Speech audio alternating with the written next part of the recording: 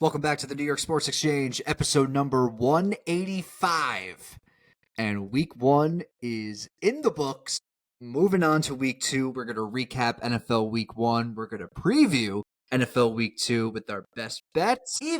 We're even through week one. Could be worse, Tim. Could be absolutely worse. Both could have went 0-3. Both could have went 0-3. I'll take a win where I'll get it. Take a win where I'll get it. 0-3 like last year, but this time. Listen, Stan, it's week one. It's a feeling out process for us as much as it is for them, So we got to figure it out what they got to know, It's week one. We're getting through it right now. All right, we're going to recap all the week one games, including the Giants and Jets losing. Jets looking more impressive than anyone thought. Defense-wise, no. The secondary was pretty bad, but offense looked great. They look good. Offense looked good, yes. And they look like a legitimate football team, Stan. And the Giants, it's just a day that ends in Y. I'll go into disgust me to no end.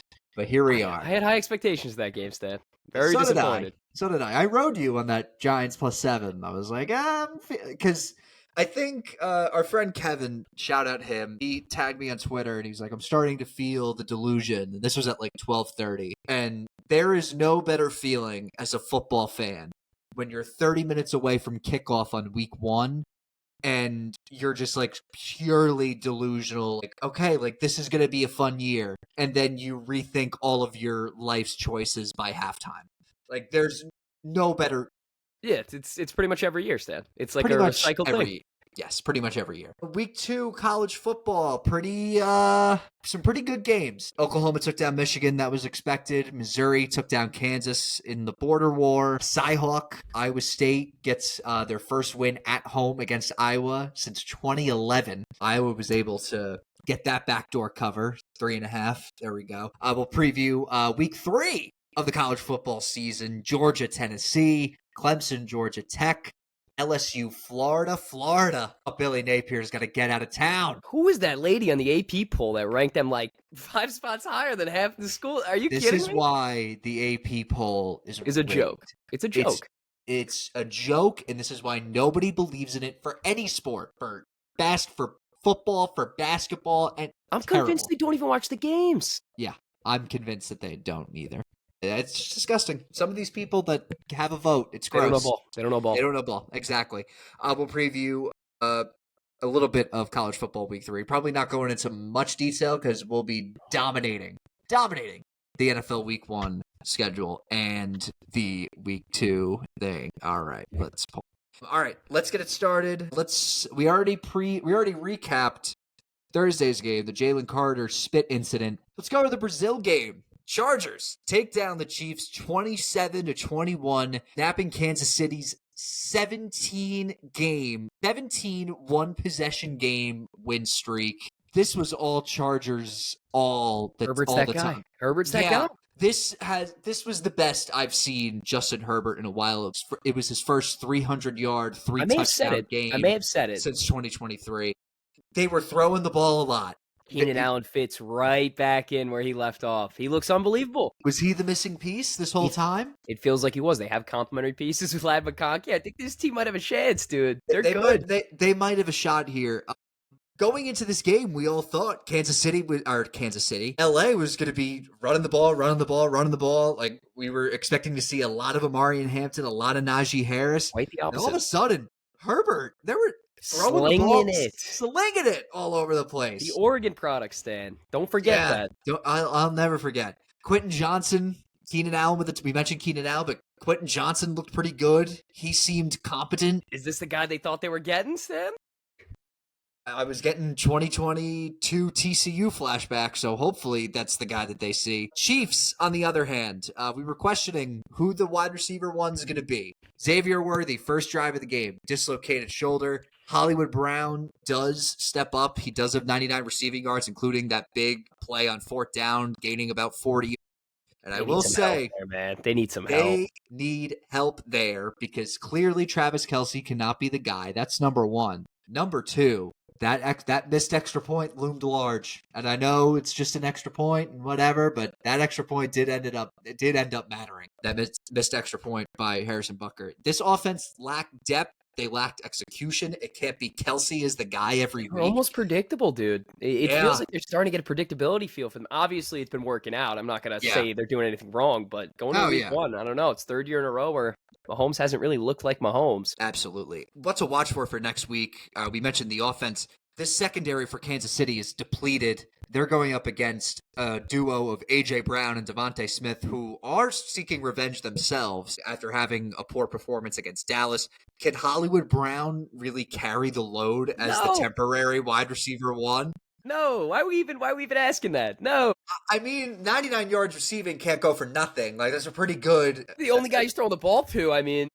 it's either going to be him or Tyquan Thornton. That's my point. Juju. That's my point. Juju. Yeah, your point could stand. If you're the Chargers, Herbert's got to keep building the chemistry with Quentin Johnson and Keenan Allen. Can the defense stay consistent going into week 2? Do we see like a little bit of a hangover game?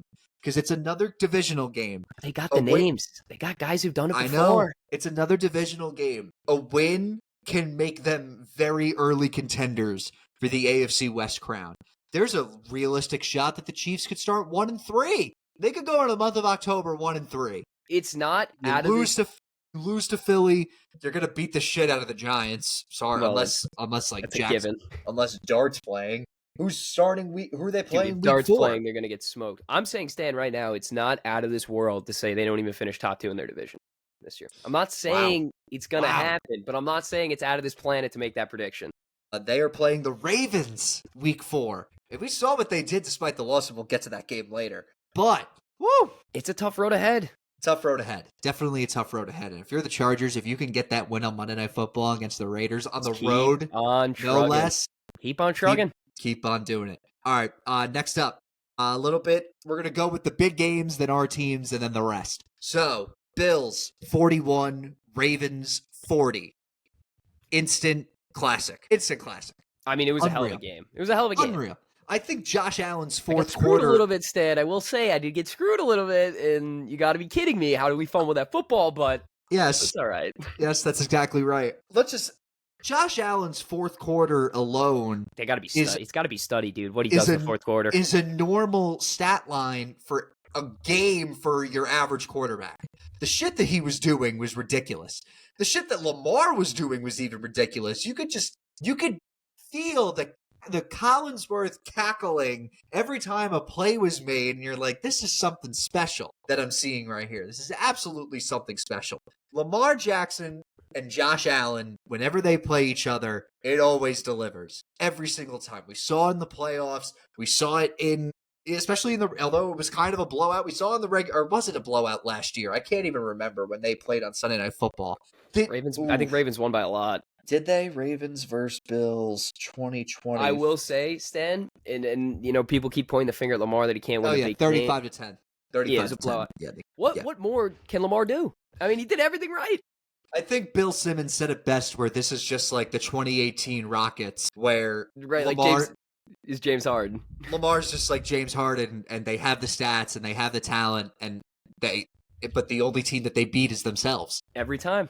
Every time. Mark Andrews last year, now with the fumble this year. It's every single time. And then, despite the fumble though, Derrick Henry had a game where everyone was like, this man is 31 years old and he's still doing this, still being effective. It's like that LeBron tweet.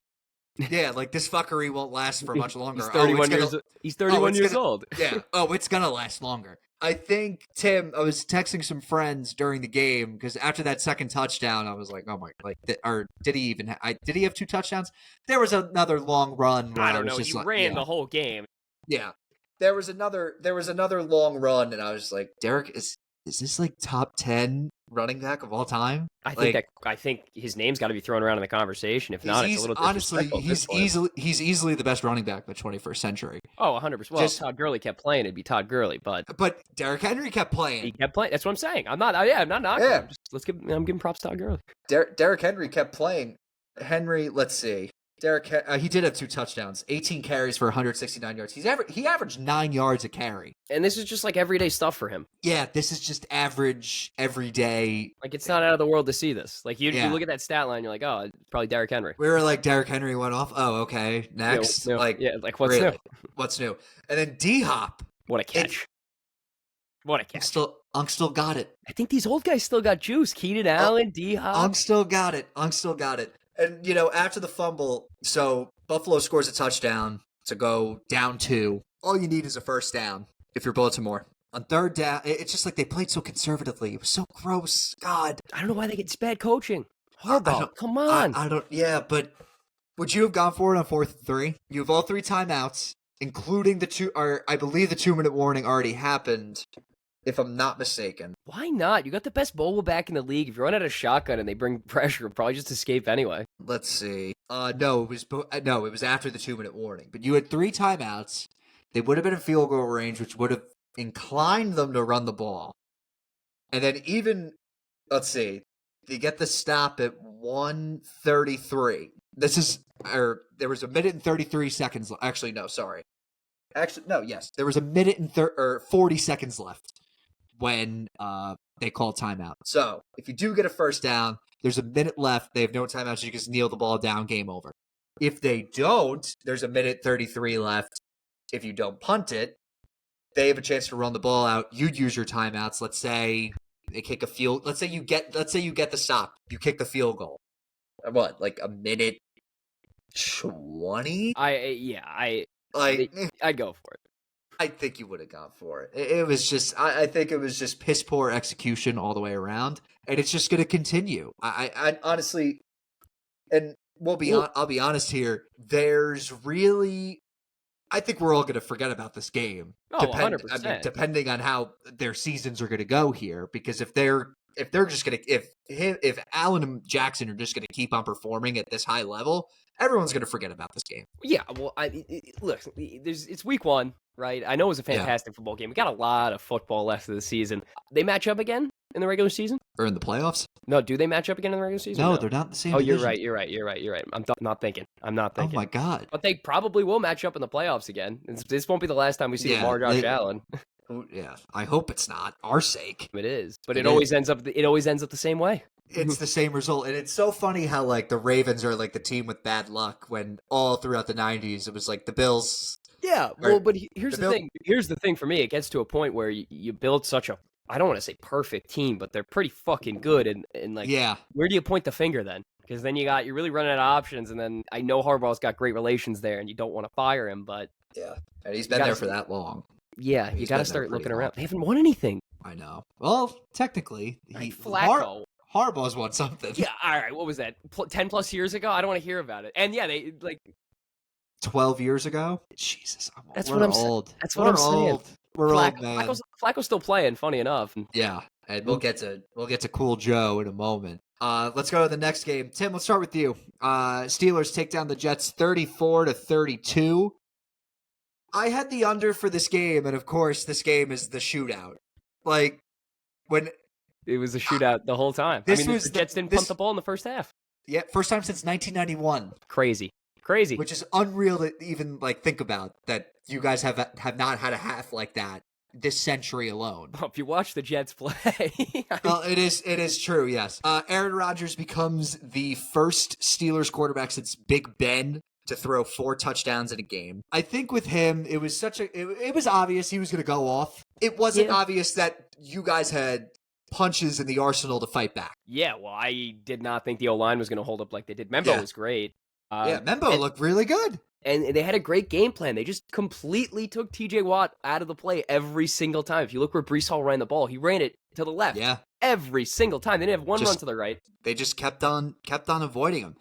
I mean, Fields looked promising too. More than promising, to be honest. He looks fantastic. Stan, I haven't seen a quarterback play like that ever. Like, what's the vibe? What are the vibe checks in Justin Fields right now? I haven't seen a quarterback play like that ever. And I think the scheme they drew up this week was fantastic for him. It was a couple option plays. They had him moving around in the pocket. And when he didn't move in the pocket, he was, escape the pocket. He was moving so well in the pocket. He was so fluid, and he looked poised. He was stepping up, stepping through, making good throws. Yeah. Like, it was a good week. I mean, But this game felt like one of those games where it's like, all right, whoever has the ball last is going to win this game. Well, yeah. That's what it felt like. And came down to some unfortunate events, Stan. But... And like the fumble by Gibson, and Aaron Glenn's standing on business. No nonsense. Because earlier in the preseason, like if you turn the ball over, there's no spot for you on this team.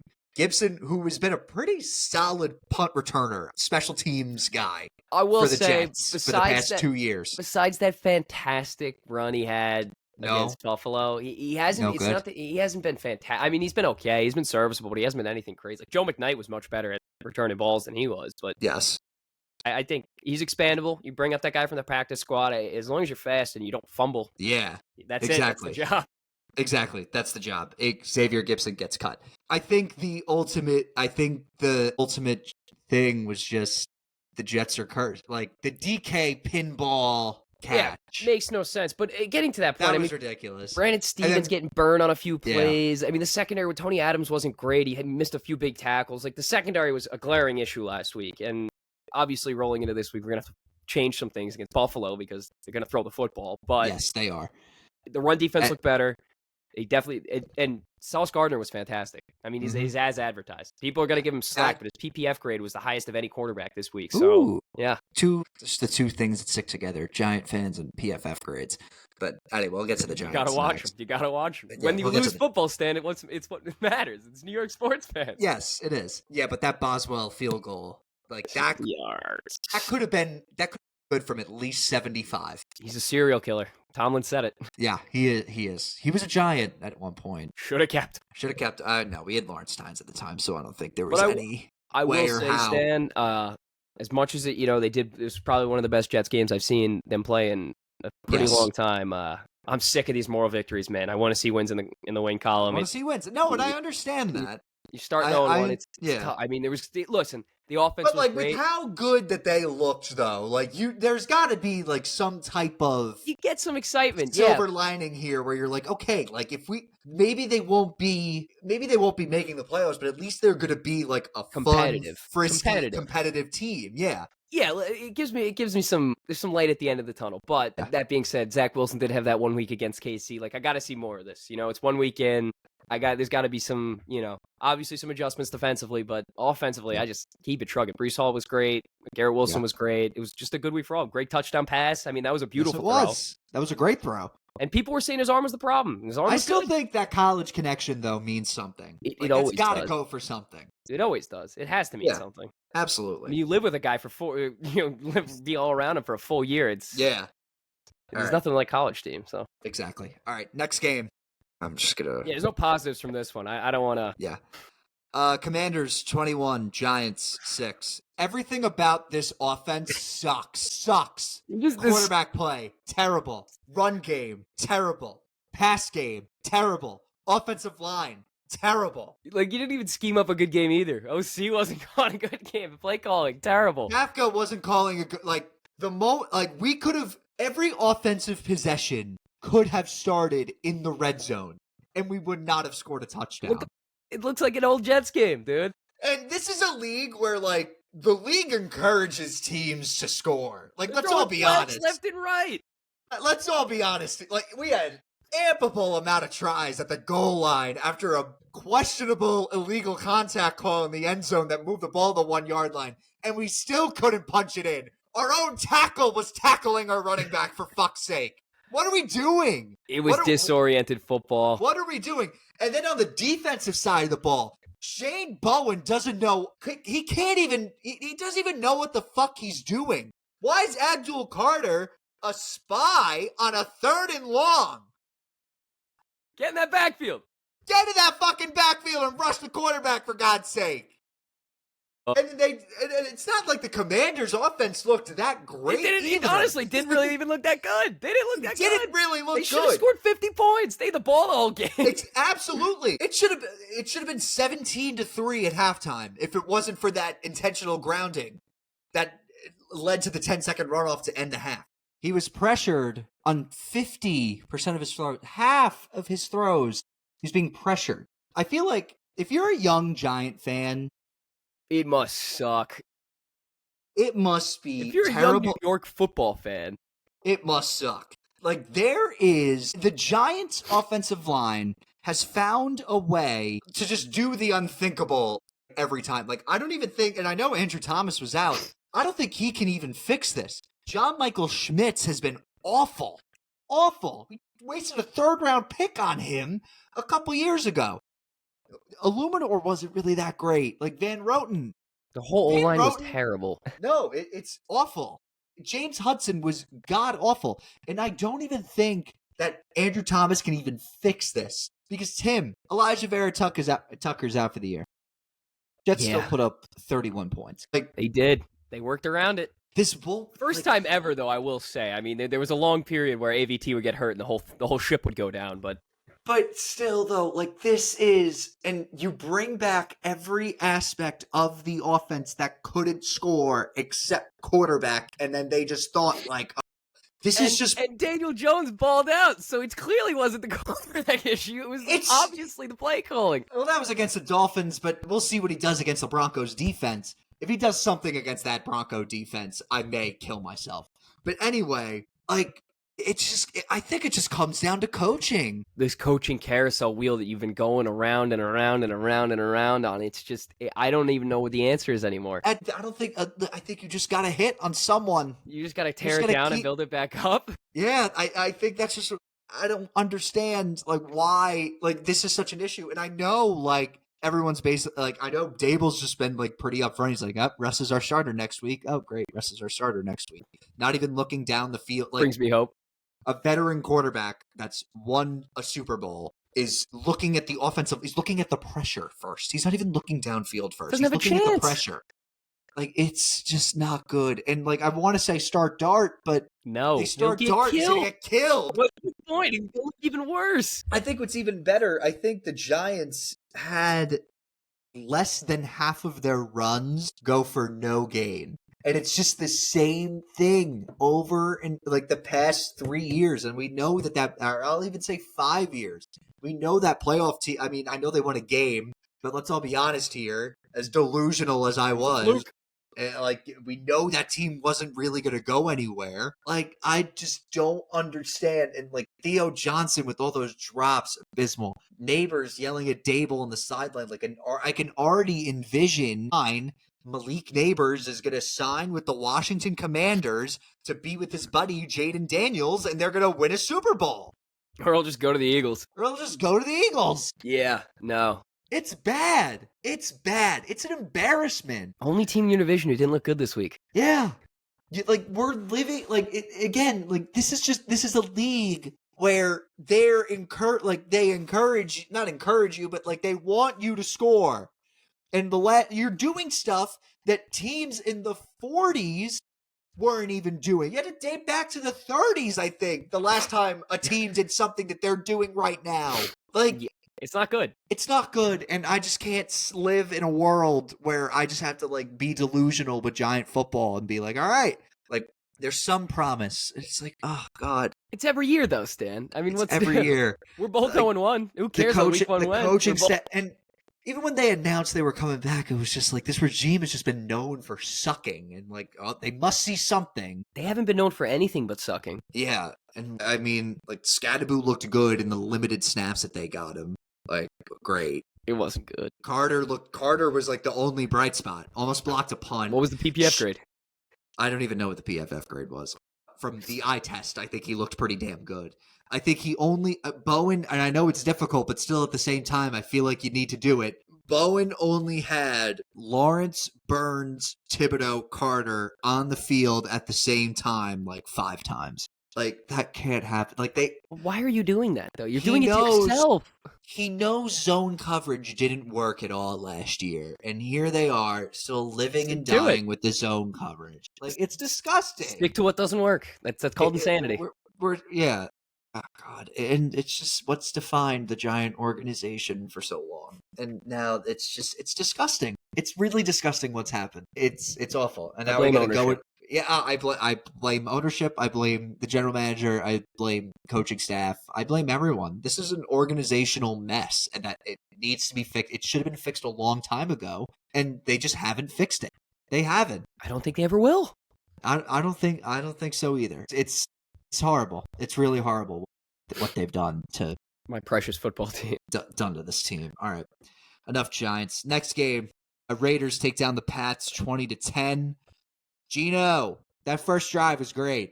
That first drive was like everything you could ask for. Like, O-line looked good. Gino looked good. Throwing passes. Great, great, great. I will say, the rest was very... mid. Yeah. And I will say, that was the best offensive line that Geno Smith has had in a while, but it was far from perfect. Yeah. And I think if you're a Raiders fan, you're hype about this win because this is like the first time in 2 years where you're watching your team play and you're like, you know what? We got some promise. I think we win today. Like I think we win this. I would love that game. feeling. I would love that feeling, Stan. I would love that feeling as well. But and also this was also just like a major fuck you to Josh McDaniels if you like really think about it because he's the one that brought them to that irrelevancy. Fair enough. We go to the Patriots side. I thought Drake May looked good. He made the right plays with the little talent that he had and the horrible, horrible play calling. McDaniels didn't even like open up the field for him. I think he only had like a couple 12-yard passes, and that was like late in the game when they needed to drive down the field. It was very conservative play calling. It's not going to work in this NFL unless your defense is elite. It just isn't going to play. Yeah. I think these two teams are sort of falling in the same category as the Jets, where it's just like they'll be fun, they'll be competitive, but I don't think that they'll be going far. I don't think that that's the scenario there. Also, Will Campbell had a meltdown drive, if you saw that. Listen, rookie's got a rookie. I know he's hurt. He was hurt going into the game with an ankle injury, but two penalties and got burnt on a fumble that sealed the game. Sometimes you just got to take the week off, man. Yeah, sometimes, whatever. All right, next up, Colts 33, Dolphins 8. All right, we kind of mentioned Daniel Jones before. The offense did their thing. Tyler Warren's a beast. This Dolphins team sucks. I said it last week. They stink. They suck. They stink. Unreal. It was 100% clear to everyone, every football fan, every person in the Dolphins organization, that their job was on the line. From the GM to the head coach, their job was on the line going into this season. Awful. McDaniel has lost the culture of this team. He never had one. That's we could say that too. Although, starting, what was it? They started like 6-0. Listen, there was going to be some type of culture there. Gun offense, it clearly worked for 2 years. It wasn't going to work for the rest of your entire tenure. It just wasn't going to work. Honestly, one of the best wide receiver duos in the league can't even do anything. And nothing. That's either on the play calling, and it's also on the quarterback as well. Tua threw for 124 yards. 124 yards. This guy cannot have his hand held when he's being paid, Tim. $212 million, Tim. It was terrible. He's being paid $212 million. He cannot elevate your team to being a Super Bowl contending team, let alone winning the Super Bowl. He's going to get hurt in week 6. So much wrong with this organization. It's ridiculous. And I can't take it anymore with if it's 85 degrees out and the roof's closed, or if the roof's open and it's not cold out and, the wind's blowing to the left. If I play golf on the moon, I drive the ball 700 yards. I don't give a fuck. Yeah, exactly. Like, it's just so bad. Like, play football. How long until he gets fired, McDaniel? I think this is it. I think going. No, we know he's getting fired. How long do we think? Week 8. Okay. I think Tyreek's gone by then. After the trade deadline, you think? I think Tyreek's gone at the deadline, and then they're just like, we got to figure something out. This is brutal, disgusting. And I thought this was going to be like me, Giant fan, going off and how bad Daniel Jones is, or how good Daniel Jones was. Sorry, but I'll let it, because again, it was against the freaking Dolphins, for God's sake. So if we want to, but I mean, that was the best game he's ever played. Go against the Broncos defense, and then come back to me if he shows something against the Broncos defense. If it was Giants Dolphins, I still think the score would have been like 14 to. It would have been like fucking 14 to whatever. 6-3. It would have been that Seahawks Bears Thursday night game last year. Exactly my point. He switches cultures, and this kid, he's Danny Dimes. Exactly. I don't know. All right, next up, Bengals 17, Browns 16. Zach Taylor made one thing clear at the beginning of this offseason, and it was don't start slow. And what did they do? They started slow.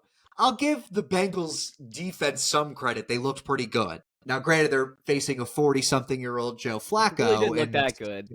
I'd say he looked better than Burrow.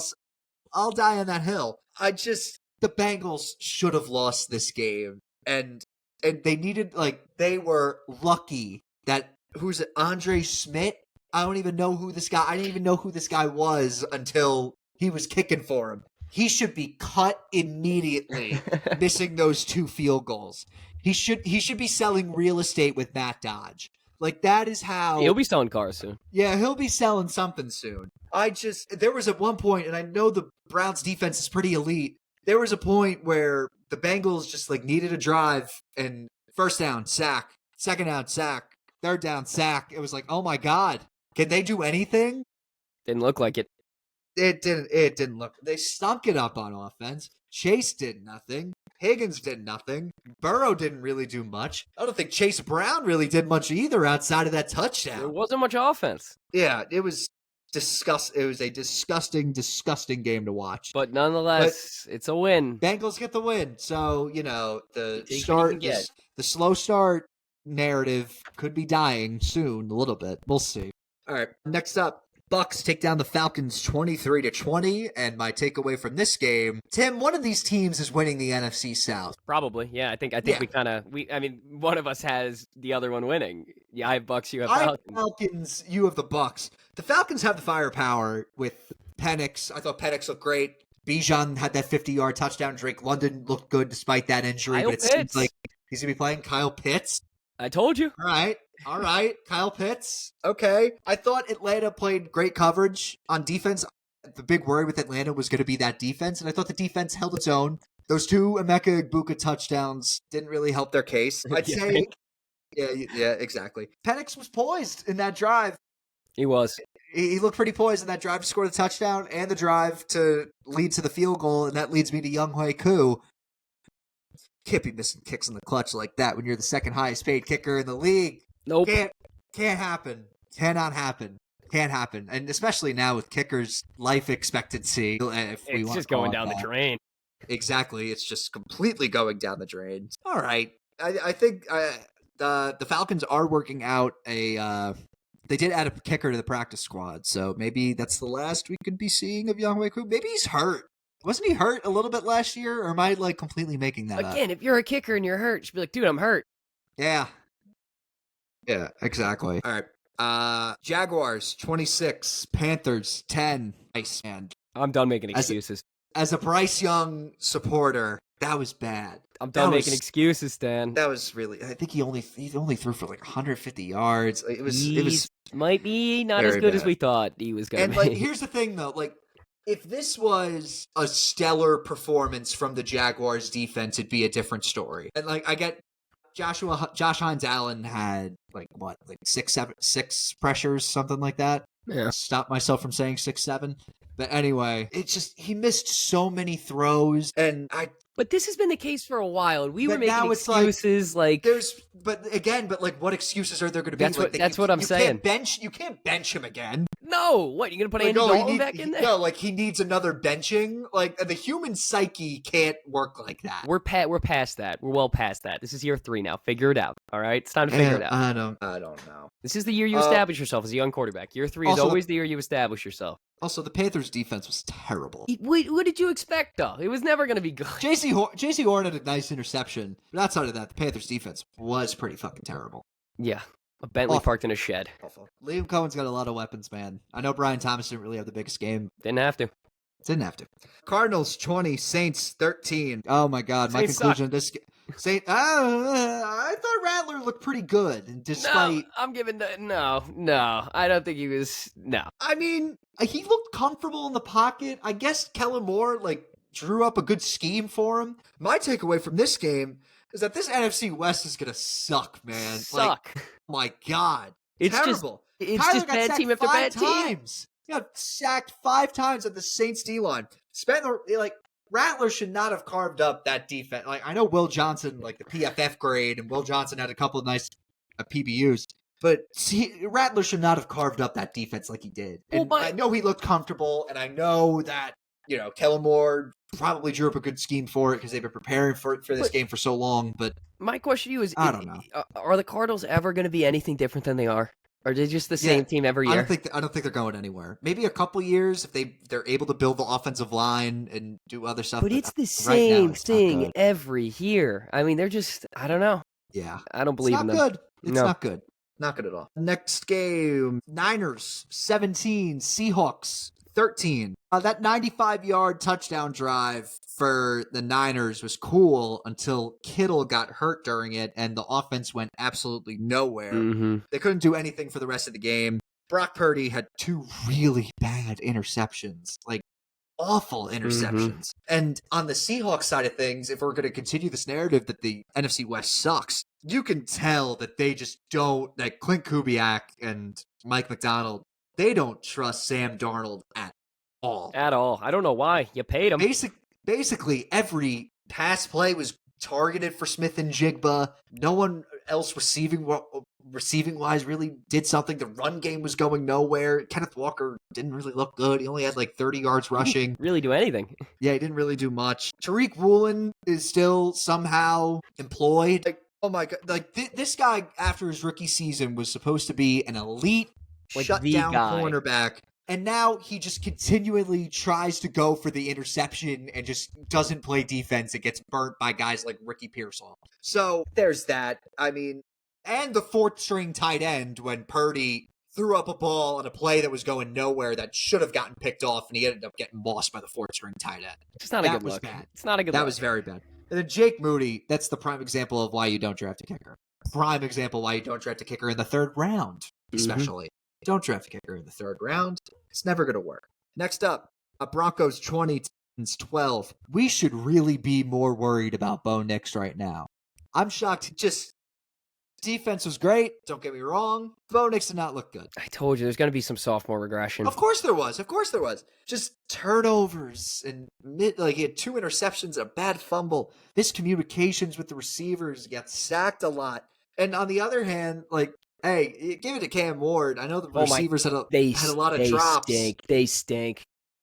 But the scheming was bad. The receiving play was bad. Yeah. Cam Ward he honestly had a decent game. He did, but it was just against that defense, though. It was like you knew, it was. How many drop balls were there, though? They were hitting hands. I mean, Ridley dropped a few. You saw his dad in the stands? Yeah. Ward's dad? He was oh my, he stood up and surrender Cobra. It was just embarrassing. I mean, they just kept dropping balls. It wasn't good. And it was almost I know he had no shot at winning this game. I think Caleb Williams is the only first quarterback that went first overall to win their debut. I think since 2000. It's not a good stat. It was like asking a kid in elementary school to pass the bar. It was really wasn't going to happen. No, it wasn't going to happen. Callahan's probably going to get fired by season's end. It's just I don't think it's going to work out between him and Cam. Next up, Rams 14, Texans 9. This Texans O-line sucks. Stinks. They are terrible. Yep. Terrible. They took Nico Collins completely out of their own game plan with the amount of pressure they couldn't get anything going. They couldn't get anything. The run game was abysmal. They couldn't get the ball. Stroud couldn't even complete a 3-step drop without trying to escape from the pocket. The Rams played this game so conservatively that it just worked. It's unbelievable. I don't know how they got away with it. I don't understand how they got away with it. It's just that the Texans, Puka and Devontae, did their thing. The defense for Houston looked great. And it was awesome. Just they looked fantastic. Looked amazing. But the thing with this is just the Texans are just a good coaching staff and a better offensive line away from being okay. The Texans are the elite team in football. But they're not there yet. It's really bad. Yeah. It is really, really bad. And I mean, the Rams. It just goes to show you why Sean McVay is the best coach in football. He just gets it done, man. He just gets it done. Found a way to get it done. Next up, Tim, your Packers take down the Lions 27-13. Tim, you have Jordan Love winning MVP. And he showed you have why. the Packers winning the Super Bowl. So, are the Packers just better? I think they're just fucking legit, Stan. I think they're like finally clicked as a team. You could see it. You could just see it. If they keep playing like this, no one's beating them. And you can usually tell with Jordan Love on the first drive where like how the game's going to go, and you're going to be like, maybe it'll be this, maybe that. But dude, I mean, he still looks like a deer running on ice, but he's falling all over the place. But he's doing well. He's doing well. Micah Parsons was a factor. Was he hurt? Was he not? I think it was a ploy. I think he was. Maybe it was a ploy. He was running in that backfield like nobody's business, dude. Looked like a horror movie. It was unbelievable. With him emerging from that pile and chasing down Jared Goff. The Lions may not be the same team, but they're still good. Missing all those offensive linemen could loom large. And I know they're missing a couple guys on defense. And I know it's week one. And the Lions are a good team. Don't get me wrong. They didn't look great. Like, what if Aiden Hutchinson isn't the same anymore? An injury like that, it's hard to just come back from. Like, you don't. It's hard to exactly. Again, I know it's week one, and this could just be an overreaction, but they got outplayed, man. That was not a promising game if you're a Lions fan. And there was a stat that I saw too that was just so brutal. It was Jared Goff's record when he doesn't have one of either Sean McVay or Ben Johnson call. Yes. Jared Goff has had 5 different play callers in his career. Under the 3 not named Sean McVay and Ben Johnson, he is 0-19-1. Oof. And I looked it up. I was like, no way, this is true. It's true. 0-7 as a rookie. 3-10-1 in his first year in Detroit with Evan Brown was his center and had a 4th-round pick rookie as his wide receiver 1 and Khalif Raymond as his wide receiver 2. I will say, though, he was 1-6 with Ben Johnson at one point. So, things turn around, but... Context means something, but... It's not the start you want. 0-9-1 when your play callers are 2 of the best offensive minds in the sport. 2 of the 3 best, because Kevin O'Connell's got to be in there for something. Kevin O'Connell, also a McVay guy, so if I'm saying Kevin O'Connell, it's essentially McVay. But... Is Jared Goff the premier, system quarterback in the NFL? He might just be. Is that what he is? And it's fine if that's what he is, but then the Lions are in for a long season. Yeah, you're in for a tough one. And then, last but not least, Vikings take down the Bears 27-24. I'm going to look at the positive here if I'm a Bears fan. I'm going to look at the positive, and then I'll go to the negative. It's hard to not look at the negative. It's hard to not look at the negative, but I'm going to look at the positive here to Bears fans. They had the game in their hands. They did, but let me get to the positive. They dominated early on. Great. Dominated early on. I know there were some pre-snap penalties with the offensive line and Caleb Williams not making some throws. First drive was perfect. That was all you could ask for in a first drive. Also, you scored 24 points against an elite defense when it's Ben Johnson's first game as a head coach, calling plays with Caleb Williams. That's respectable. 24 points on a defense like that is respectable. Yeah, obviously. Now we'll go to the negative.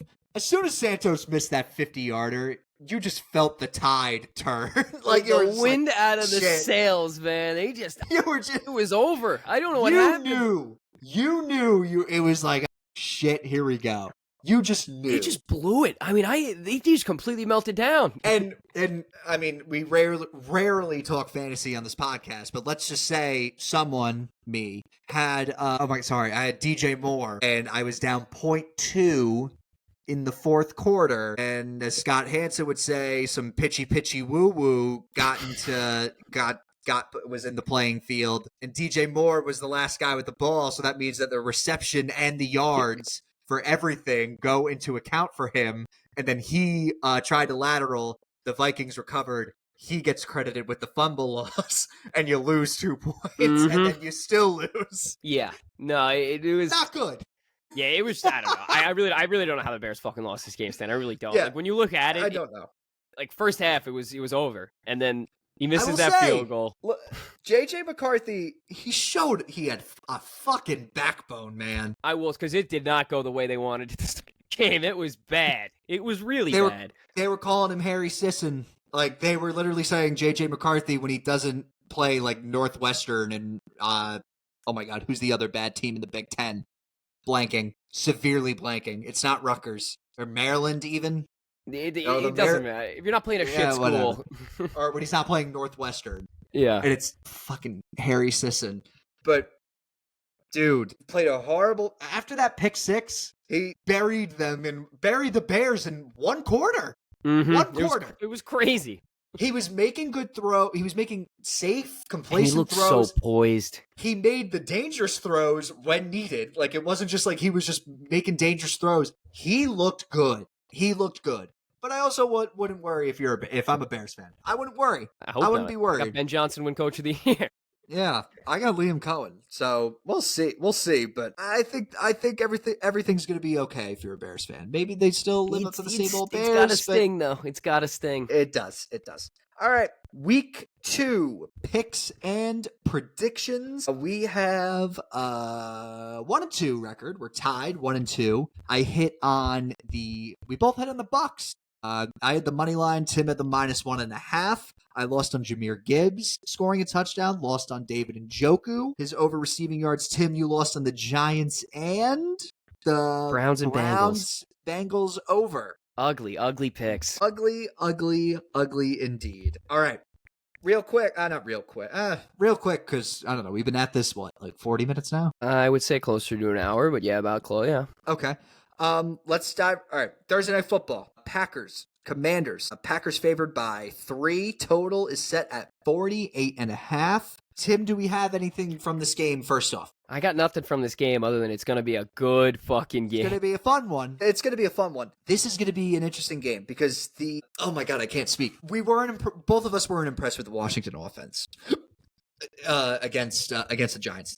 They let the Giants hang around, and it was also a slow game. Like, they chewed some clock, all that. Jaden Daniels also got sacked 3 times for 21 yards. So maybe that could go for a count. And now the Packers. Someone on this Commanders offensive line has to stop Micah Parsons. No, it's going to take more than one person. It's going to take more than one person. It's definitely going to take more than one person. And I don't know. And, the Giants got some rushes despite some horrible defensive play calling. And this game's honestly going to come down to the run, if you ask me. I think the Packers didn't really utilize Josh Jacobs enough, just because they didn't really have to. But I would expect Josh Jacobs to get some more reps. The Commanders could stick to the run. Both Eckler, again, it was against the Giants, so who knows? They just named what's-his-face as starter. Washington, Bill? Or eventually he's going to be the starter. Oh, they did. They just named him today. I saw a report. Shit. Oh, wow. All right. Yeah, I got nothing from this game, but this should be an interesting. Maybe I'd lean the under. I know. Yeah, I think it's gonna be a good defensive game. I wouldn't even touch it just because I don't really even know. But I like Packers money line. All right, close enough. All right, next up we go to the Bengals and the Jaguars. Bengals favored by 3.5. The total is set at 48.5. And you know what? I'm ringing the bell. That's right. I'm ringing the bell. I think I'm taking the Bengals -3.5. I'll take the hook too. Bengals -3.5. I think this is a good buy low spot. I think they went up against a divisional rival that has a very elite defense. And they never really play him that well. And, also there were very high winds in Cleveland last week. I think the weather right now really is nothing to cry home about. 5-mile-an-hour winds, 82 degrees and partly cloudy. Also, I think that the I think the Bengals have this mentality of just like, okay, we have an easy first couple of games. Let's set the tone early. Let's get this offense going. It seems like the Jaguars are planning. I like what the Jaguars are doing with Travis Hunter too. They're going to have him play majority defensive snaps, which honestly, the strategy is if you're going up against a team with an elite wide receiver, yeah, put him at defense. If the team that you're playing against doesn't really have a great receiving room, put him on offense. I kind of like what they're using out of Travis Hunter. Yeah, but I'm going to go with the Bengals. Will I be shooting myself if this doesn't work out? Absolutely. It's the Bengals. This is what I signed up for, making them one of my 3. But you know what? You live and you learn, and I'm taking the Bengals -3.5. Tim, you got anything? I got nothing from this game, Stan, but I do like your pick. Yeah. Next up, Go to Miami. New England taking on the Dolphins. Dolphins favored by 1.5. Total set at 43.5. Tim's ringing the bell. I'm what do we taking got? Tyreek Hill over 59.5 receiving yards. Eh. I think this has got to be a get-right week for Miami, especially against a divisional opponent. They didn't really throw the ball last week. I think they're going to be trying to get it out quicker, whether that's in short routes or whatnot. But they're going up against sort of a worse defense, so I like their odds here, and I like Terry getting the ball. This game's a pass from me. It's gonna suck. It's not gonna be fun to watch. It's gonna be terrible. And just seeing that the Dolphins are favored after what we saw in Indianapolis just tells you all brutal. You need to know. Ground game was effective for Miami, but they only ran the ball 12 times. Like what? It's not in the playbook. Yeah, it's just second worst EPA per dropback for Tua. That just out of any quarterback I can imagine. I hope he just gets it out quick. I can imagine Russell Wilson was first there. And then New England's pass defense wasn't really that good. They were probably one of the friendliest. So maybe Miami gets Tua to be throwing the ball. Maybe we could see Tyreek Hill getting some of those receiving yards that Tim so desperately needs. Again, I just think that this Miami defense, young quarterback, we'll see, but I don't know. I got absolutely it's nothing. Gonna suck. That's all I got from this. It's really just gonna suck. Yeah, it's other than the Tyreek getting that over 59.5, which I think is a lock. It's not gonna be a fun game to watch. Yeah, it's gonna be bad. All right, next up, Niners Saints. This has a lot of injuries. Oh my God, I had it, then I lost it. George Kittle out. Brock Purdy probably out due to a shoulder and toe injury, which leaves us to a Mac Jones versus Spencer Rattler game. Near quarterback play, which is disgusting. The Niners are favored by 3. Total they can get away with it this week. 40.5. They definitely, I don't know. After seeing what Spencer Rattler did, like, I'll be honest, like, it doesn't look Mac Jones made the Pro Bowl. Terrible. Don't forget that. All right. Let's settle with that. What do we got? Do you have anything? I got nothing. I don't want to watch this game, if I'm being honest. As a football fan, it's not something I'm interested in.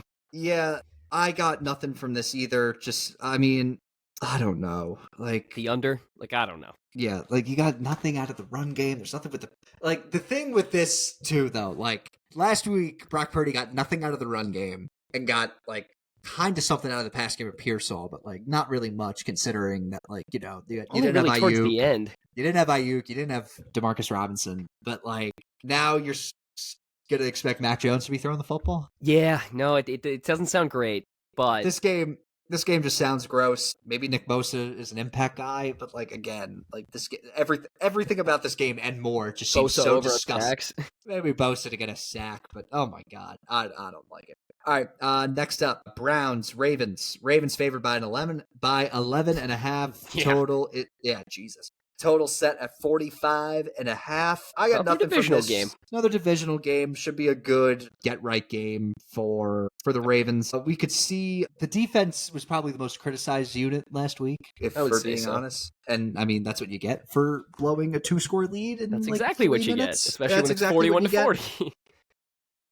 Again, and, you know, I'll be honest, it's early in the year, and the Bills have the best offense in football. I think the Ravens win by like 25 points, dude. Yeah, I mean, I'll probably be betting the Ravens by noon Sunday. Yeah, by the points.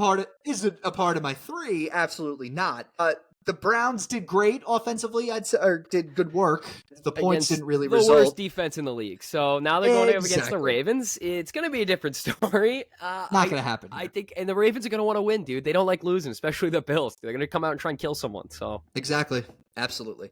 All right, next up, Lions, Bears. Lions favored by 6. Total set at 46.5. Anything? I got nothing. All? Maybe the Bears spread, but I got nothing. I don't really know what the Lions are yet, so I don't want to jump the gun, but I'm gonna pass on this.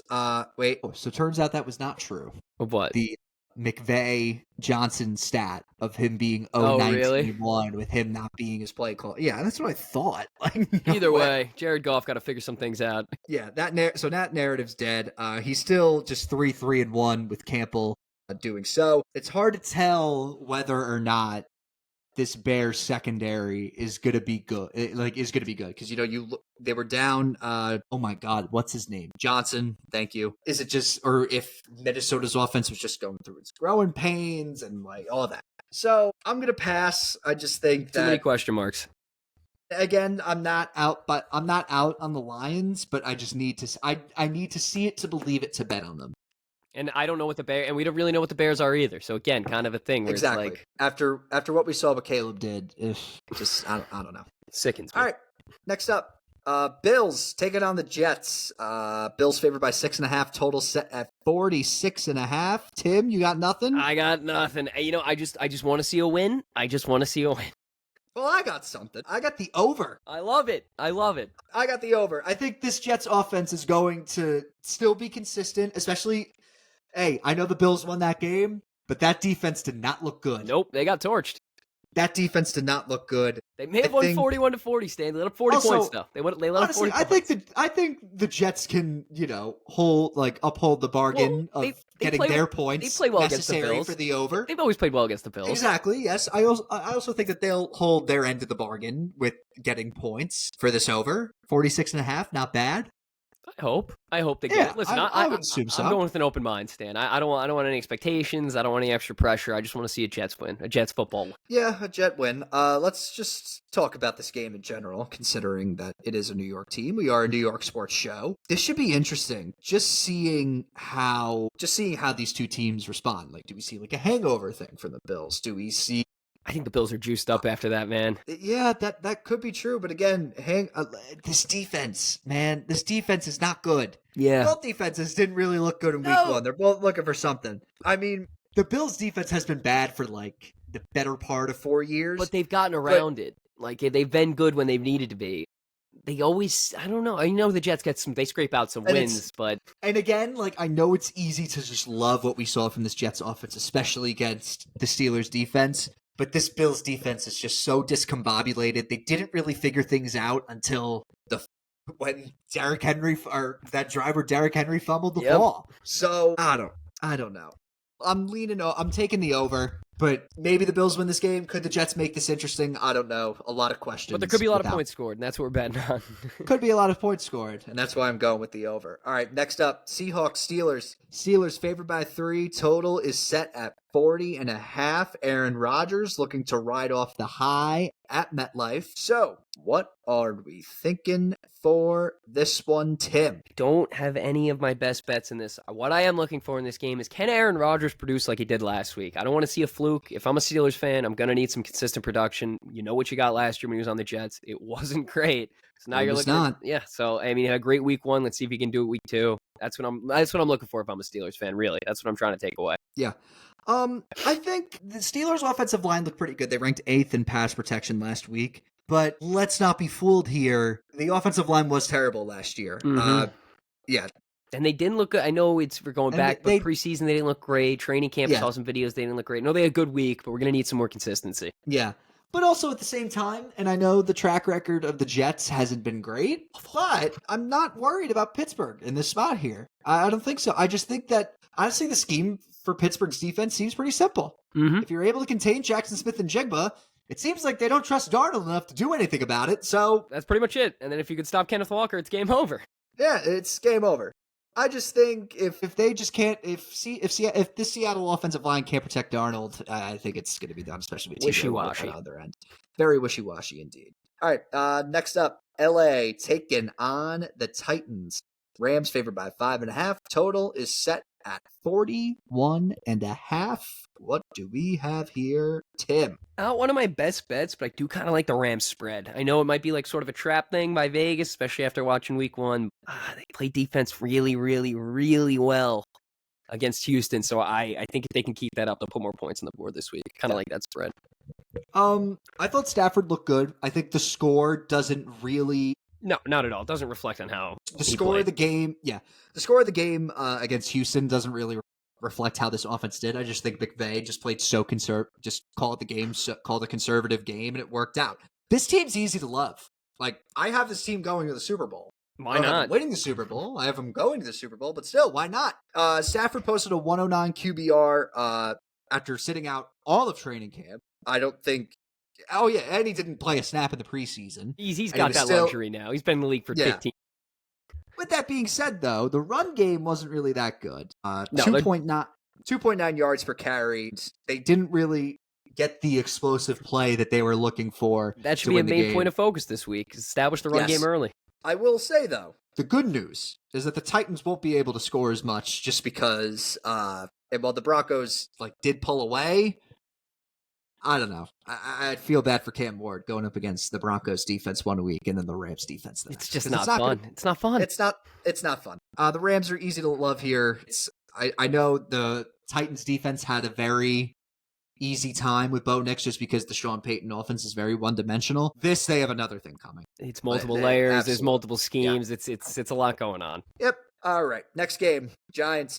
Cowboys. Oh, my God. Cowboys favored by, he's ringing the bell. Cowboys favored by 5.5, total set at 44.5. What do you got, Tim? Dak Prescott, 2+ touchdowns thrown. I just think it's pretty much a given this week. I think it really is. I mean, if you're, I hate to be the guy for you, Stan. I hate to really bring this bad news. I know you love your Giants. It's okay. Yeah, it's okay. I think it's pretty much a given he gets 2+ touchdowns from this week, especially after what I saw last week. I don't see him having any trouble not doing that. How could you not like the Cowboys going into this game after what we saw on Thursday? I think I feel like we saw the Dak of old. I know CeeDee Lamb had those drops. Not gonna have drops this week. Yeah, he's not gonna. I think he's coming out with a vengeance. And let's just be honest. This Giants secondary sucks. Stinks. Sucks. CeeDee Lamb's going to have a day. Honestly, if CeeDee Lamb didn't drop those passes, we aren't talking about him like we are right now. Dak might be throwing the football 50 times this game.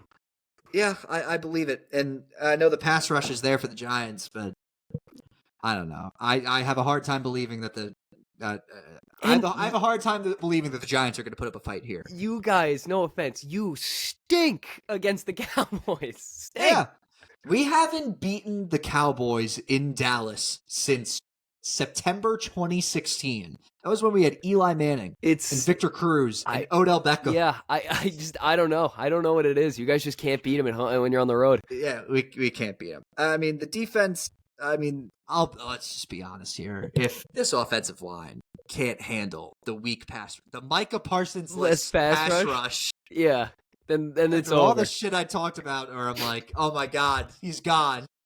It's over then. It's really over. All the way over, if that happens. I got nothing from this game, but oh my God, just kill me. Whatever. All right, next up, Broncos taking on the Colts in Indianapolis. Broncos favored by 1.5, total set at 42.5. This is he gonna do it? Well, that's the question. That's what Vegas is really on the fence here too. They don't know. I mean, I may pass on this game just because I would 100%. Are you kidding me? This would be one of the. This is a crapshoot. You have no clue what Daniel Jones is going to do this week. Because if you pick, let's just say that if you pick the Colts and the Broncos just dominate, and you're like, oh fuck, I'm such an idiot for taking them. If you take the Broncos and let's just say Daniel Jones does good, and you're like, oh my God, I saw Bo Nix do that against the Titans. What made me think he was going to be much better against the Colts? Exactly.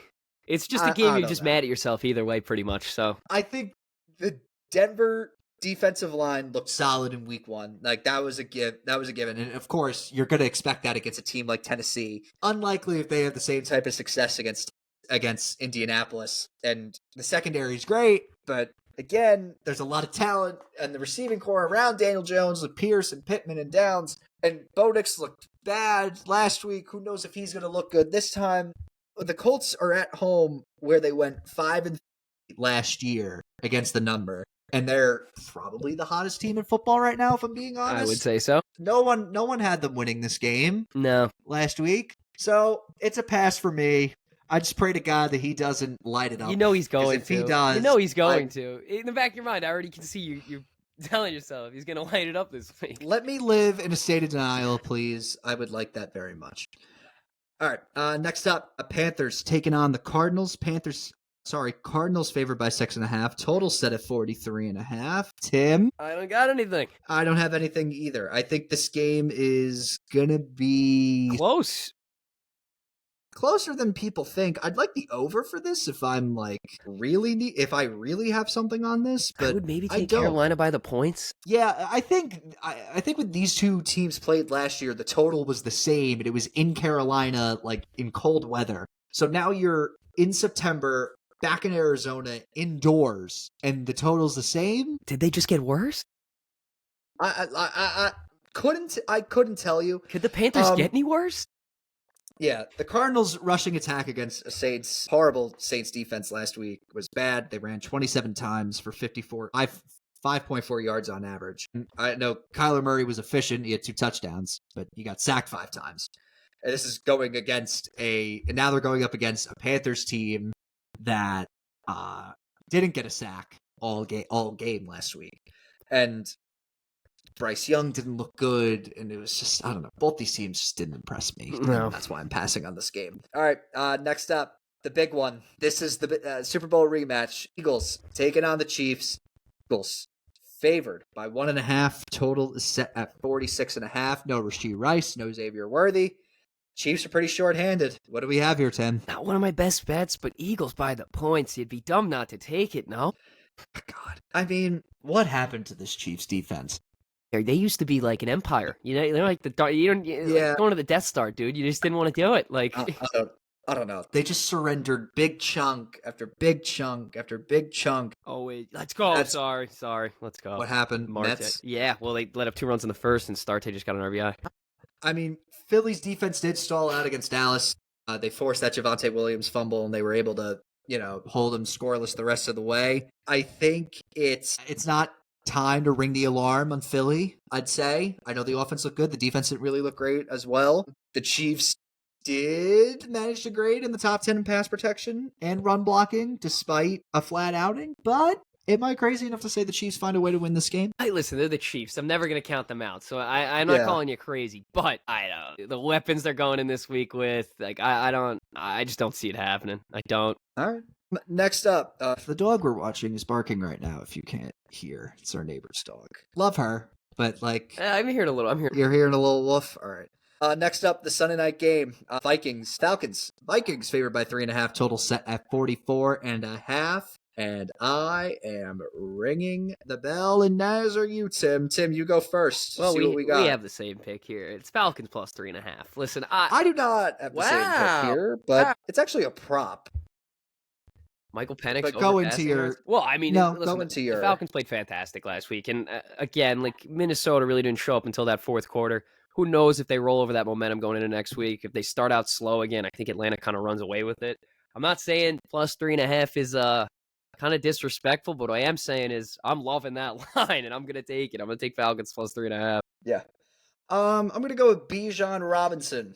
Anytime touchdown. I think with him... I think with Bijan, I believe he's gotten he's riding on that high, I think, of, getting that 50-yard touchdown. He's the main focal point of this offense. They somehow find a way to get to the goal line. He's going to be the guy. I'm going with Bijan. I like the odds. Yeah. I like the odds. Listen, it helped my pick out, too. Plus, last game, Bijan did have a touchdown against the Vikings. Goes for something. All right, Monday night games. 2 Monday night games. We get blessed with a doubleheader.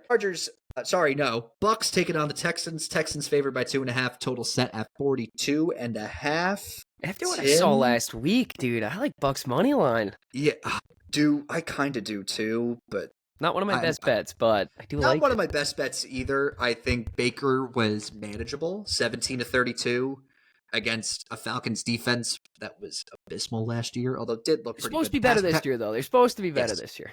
Pass protection looked pretty good, but not good enough against a defense with not really that much talent. Texans defense is great. I think the Texans win this game with defense. They were able to stop the run a lot. I think Baker's going to be looking to throw a lot, so maybe they're going to test that secondary. I don't know. Maybe the Bucks looked good on offense, but I just don't see it. I just don't. Houston didn't impress me last week. I know they went against the Rams, but it was bad. 9 points is bad. Yeah, I lean the Texans here. I'd lean Texans. I just not take it. Just see what happened. Yeah. All right. Last but not least, the Chargers taking on the Raiders. Ooh, this extended rest is so big. Chargers favored by 3.5. Total is set at 46.5. Tim, I believe we each have all of our three. If I'm not mistaken. We all do. Right. But I really just like hammering Chargers money line here. I don't need value. I don't need nothing. I really think they're going to not steamroll, but they're using the momentum they had last week, and they're going to show out. I'm big on this team this year. It's hard to tell if Herbert's just going to set the league on fire and put the entire league on notice. We've been waiting for it. Or if the Chiefs secondary was just that bad, as a screw comes off my microphone. So that's nice. Now I got to hold it like this. But anyway, we were praising this Chargers defense until the second half of the year last year. And now we're meant to respect them again. A shorthanded Kansas City offense. I'd lean the Raiders, if I'm being honest. Listen, you're big on the Raiders. I'm not a huge fan of them. I'm big on the Chargers. I know. I don't know. It's a lean. It's a lean nonetheless. Also, I would expect the Raiders to lean more to the run game, just considering that Genty just needed to get involved more. Well, obviously. I mean, they got two weapons at tight end and running back, two young guns that they can abuse all game. So. Oh yeah. All right, NFL done. We could go to college football. Okay, let's just go college football really quick, like really, really quick. No preview, no predictions. Just say it out. What happened last week? Billy Napier needs to get out of town now. Now.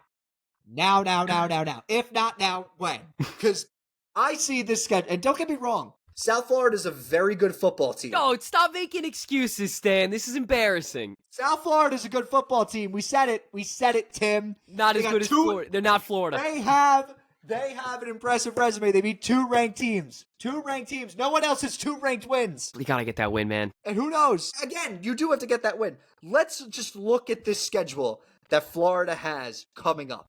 Let's just take a look at it. Because it's bad. It's very bad. So they have LSU. Not going to win that game. At Miami. Home against Texas. Nah, I don't think they're winning that one. At Texas A&M. It's tough to play at Texas A&M, man. Home against Mississippi State, and that's no gimme either. I know, it's a tough defense. I don't know. After what they just did to ASU? Yeah. Yeah. Home against, actually, no, this is a neutral site game against Georgia. I believe, yes, it's in Jacksonville. I still don't think they win. At Kentucky, that's a win. Ole Miss. At Ole Miss. Dude, their O-line doesn't look good. I think Florida's is Florida not making the playoffs? It gets worse. Home against Tennessee. Home against Florida State. Yeah, it's not looking bright for Florida. You really can't lose this game. With the schedule you have, you can't lose this game. The first drive of the game, like, they were running the ball well, all this. I think the running back only had like 12 carries. Like, what was it? It was bad. It was really bad. Jaden Baugh had only had like 18 rushes for 93 yards. Lagway was just, I don't think Lagway's healthy. And there was worries about him going into camp with his health. And he doesn't look good. No. What's the point of playing him? Billy Napier is not a good coach. Clearly. Stop. It's becoming evident that Florida might be a basketball school. Just saying. And are they even that not good? Not good at all. Mississippi State gets the big win. I mean, we could look at the games this week just in general. Oregon looks pretty good. Yeah, of course they do, Stan. Of course they do. Dude, no, but like there was some discourse going into this Oklahoma State game where a lot of guys were talking shit. You know, a lot of people buy into it. They beat the fucking brakes off them. Dan Lanning. He's the best head coach in college football. He's up there. I wouldn't call him the best when, you know, we have the Kirby Smarts and the Ryan maybe Ryan Day. He's unbelievable. Maybe. Lanning's unbelievable. It's pretty good. He's pretty good. The fact that he has Dante Moore, who's a guy that committed to UCLA, was playing, and then got benched, and when most people were just like, fuck it, I'll just go where the money takes me, he goes to Oregon, and now keep in mind, Dan Lanning, young guy, he's got the Phil Knight, he's got the wallet. And Dante Moore's doing this, like this, like he just looks so poised. Mm-hmm. And he's confident. He got his confidence back. I'll be honest, I was worried about Oregon going into the season. Are you now? I don't think there's a shot in hell this team loses 3 games. No, they're unbelievable, Stan. They might be the number 1 team in the nation. I don't think there's a shot that everything's at Northwestern. That's a joke win. Yeah, be careful. It's the big noon game, but be careful. You never know. That's a win. Okay. Also, you guys have like the number 1 tight end, like probably, I forget what his name is, but the tight end you guys have is probably going to be the first tight end. Now he's slipping my mind because I was literally watching his highlights earlier. Yeah, like he literally looked very fucking good. So you have at Northwestern. Yeah, Kenyon Sadiq. Yeah, he looked so good. Yeah, he does. So at Northwestern, home against Oregon State, at Penn State. That's the whiteout game. That's the one game where I'm like, I still think they win. Ooh, Dude, Stan, I think this is like a team built to just go all the way. If they win the whiteout game, that would be something. I think, dude, they're legit. Like this last year was a taste. This is like you go in with a redshirt freshman quarterback into Penn State for the whiteout game and smoke them. The whiteout game and smoke them. Oh my God, I'd love it. I'd love nothing more than that. That'd be insane. Home against Indiana, at Rutgers, home against Wisconsin. Game against Rutgers. I guarantee Iowa. Rutgers covers the spread. Oh my God, at Iowa, home against Minnesota, home against USC, at Washington. It's not a hard schedule. Just win all the games. I don't see this team losing 3 games. No, I don't. It's tough to see them lose 2. Yeah, who knows? But this is... The fact that we're literally talking about possibly them going into the whiteout and taking care of business, honestly, should just tell you that this is a no-joke team this year. No joke. Yeah. They're unbelievable. They're better than Texas. They look pretty good. Let's go to the games just for next week. We're not going to go in... Actually, Oklahoma got the win. It seemed like Bryce Underwood stinks. I said it. They're not. I said it. I wouldn't say he stinks. I just think. But I said it last week. I just want this on to be known. I did say that he was gonna have a tough game. Michigan's not a real threat. The play calling was just not. It just seemed like they just didn't trust him. Screens and they were running the ball. Let him go. It seemed like John Mateer looks pretty damn good. He's tied for the Heisman favorite for a reason. But like the thing is though, Oklahoma didn't really impress me. So my thing is, if they didn't have John Mateer, how would that game have gone? Probably would have lost. Maybe. I don't know. But there was a point where Oklahoma, it was like, oh shit, are they going to lose this? Like the Jaden Ott muffed punt. There was some miscues. There was definitely some miscues. Not good. All right, games next week, just real quick. Clemson, Georgia Tech. Clemson was in a rock fight with Troy. I think Georgia Tech may win this game. Yeah, I outright. think it's going to be close. The fact that game was that close is kind of embarrassing. Yeah. And also, like, Georgia Tech's no pushover. No. Like, it's not, yeah. Dabo Swinney, there's an old saying in Europe, and I'm going to say it here now. Leave the football before the football leaves you. It's time. And the football's left him. Dude, like, I can't with this. I can't with the Dabo shit anymore. I can't do it. He's a meme. If he's not going to adapt, kick rocks. Just get him out of here. Yeah, exactly. Georgia, Tennessee, that's the big one. I'd be laying heavy on Georgia, I'm going to be honest. I don't love Tennessee. I like Tennessee. I just think that, they played Syracuse, who was just in a rock fight with UConn, and then they beat Eastern Tennessee State. They beat the FCS team. So if you don't beat the FCS team, it's like, all right, what are we doing? I mean, shout out UMass. They couldn't get it done. Hey, means something now. LIU got to win this week. They beat Eastern Michigan. Yeah. I will say, is this the greatest football game to be ever played in the CW? Miami, South Florida? Hype-wise? Yeah, probably. Yeah. I know the number's big. I get it. But let's just say they win. Let's just say South Florida. Yeah, obviously, all right, we're looking at a complete, like, this is like, holy shit, is this like TCU? Is this a team that's going to go, all the way? But they gotta win the game. They gotta win the game. Yeah, we'll see. Other ones, Arkansas, Ole Miss, LSU, Florida. Fuck Florida, dude. Yeah, dude. This may be a dominant win. And then Texas A&M, Notre Dame, and this is my thing with Notre Dame. Notre Dame loses this game or looks terrible in it. They are fucked. Mega fucked. Fuck the Irish. Because their schedule, I'll be honest, their schedule's a little candy ass. Just a little bit candy ass. Oh, what's new? What's new, Stan? Last year's wasn't, but still. What about every other year before that? Shut up.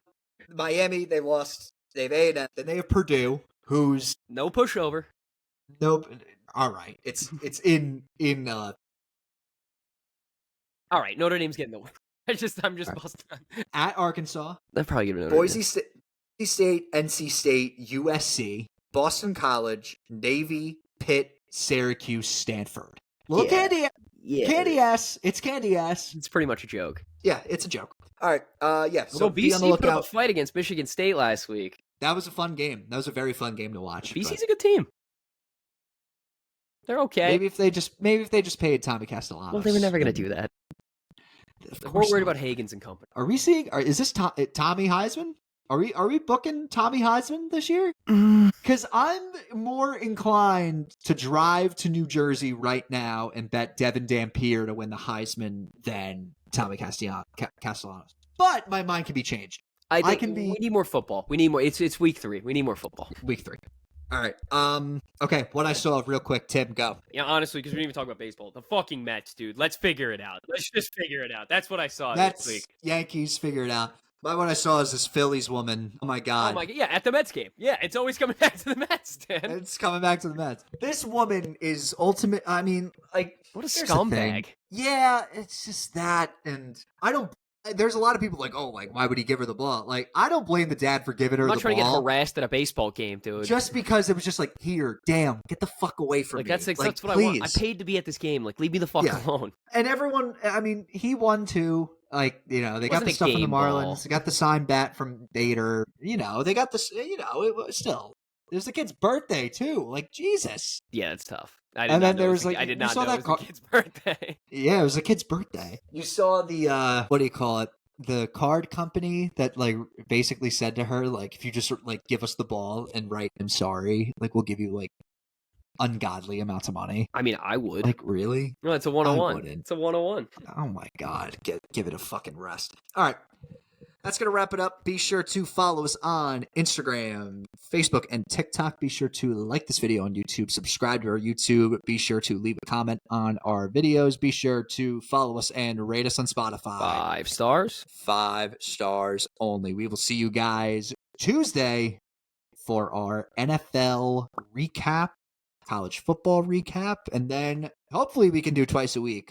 Thursday we'll get into picks for our picks and predictions for both the NFL and college football. All right, enjoy the football. Enjoy these. We don't have much of them left. Peace out, guys.